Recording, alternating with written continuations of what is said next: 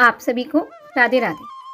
आज हम पौष मास के कृष्ण पक्ष में पड़ने वाली एकादशी यानी सफला एकादशी के बारे में चर्चा करेंगे। सफला एकादशी का व्रत अपने नाम के अनुसार ही सभी कार्यों में सफलता दिलाने वाला और मनोकामनाओं की पूर्ति करने वाला माना गया है। एक बार धर्मराज युधिष्ठिर जी ने भगवान श्री कृष्ण जी से पौष मास की कृष्ण पक्ष में आने वाली सफला एकादशी के महत्व के बारे में पूछा। तब भगवान श्री कृष्ण जी बोले कि हे धर्मराज, जैसे नागों में शेषनाग, पक्षियों में गरुड़, नदियों में गंगोत्री, देवताओं में श्री हरि विष्णु जी, उसी प्रकार समस्त व्रतों में एकादशी व्रत सर्वश्रेष्ठ है। इतना ही नहीं, 5000 वर्षों की तपस्या का पुण्य भी केवल एक एकादशी व्रत करने से ही मिल जाता है। जो मनुष्य सदैव एकादशी का व्रत करते हैं वह मुझे परम प्रिय हैं। अब मैं इस परम पवित्र सफला एकादशी का महात्म्य तुमसे कहता हूँ। चंपावती नाम की नगरी में एक महिष्मान नाम का राजा राज्य किया करता था। उसके 4 पुत्र थे और उन सब में लुम्पक उनका सबसे बड़ा पुत्र था, जो कि महापापी था। वह पापी सदैव बुरे कर्मों में अपने पिता का धन नष्ट किया करता था और सदा ही देवता, ब्राह्मण, वैष्णवों की निंदा भी किया करता था। जब राजा को अपने बड़े पुत्र के ऐसे कुकर्मों के बारे में पता चला तो उन्होंने उसे राज्य से निकाल दिया। तब लुम्पक विचारने लगा कि मैं कहाँ जाऊं, क्या करूं। अंत में उसने चोरी करने का निश्चय कर लिया। दिन में वह वन में रहता और रात्रि को अपने पिता की नगरी में आकर चोरी करता, प्रजा को तंग करता। कुछ समय पश्चात सारी नगरी ही भयभीत हो गई। वह वन में रहकर पशुओं आदि को मारकर खाने लगा। वन में एक अति प्राचीन विशाल पीपल का वृक्ष था। लोग उसकी भगवान के समान पूजा किया करते थे और लुम्पक भी उसी पीपल के वृक्ष के नीचे रहने लगा। इस वन को लोग देवताओं का क्रीड़ा स्थल भी मानते थे।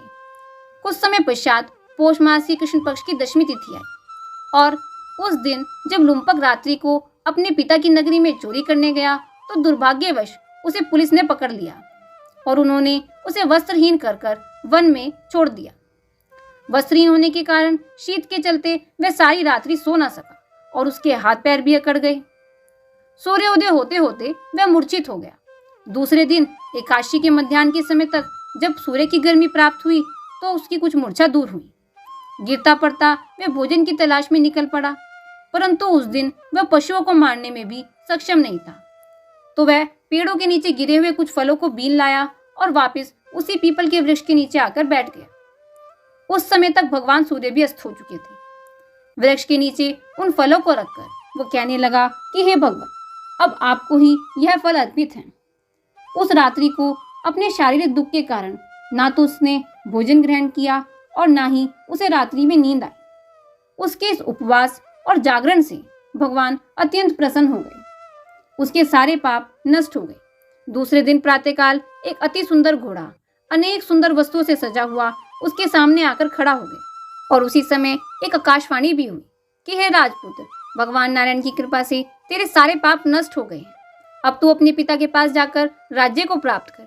ऐसी वाणी सुनकर वह अत्यंत प्रसन्न हुआ और दिव्य वस्त्रों को धारण करके अपने पिता के पास गया। उसके पिता ने भी प्रसन्न होकर उसे समस्त राज्य का भार सौंप दिया और स्वयं वह वन को चले गए। अब लुम्पक भी शास्त्रानुसार राज्य करने लगा और उसकी स्त्री, पुत्र और सारा ही कुटुंब भगवान नारायण का परम भक्त हो गया। वृद्ध होने पर वह भी अपने पुत्र को राज्य का भार सौंपकर वन में तपस्या करने चला गया और अंत समय में वैकुंठ को प्राप्त हुआ।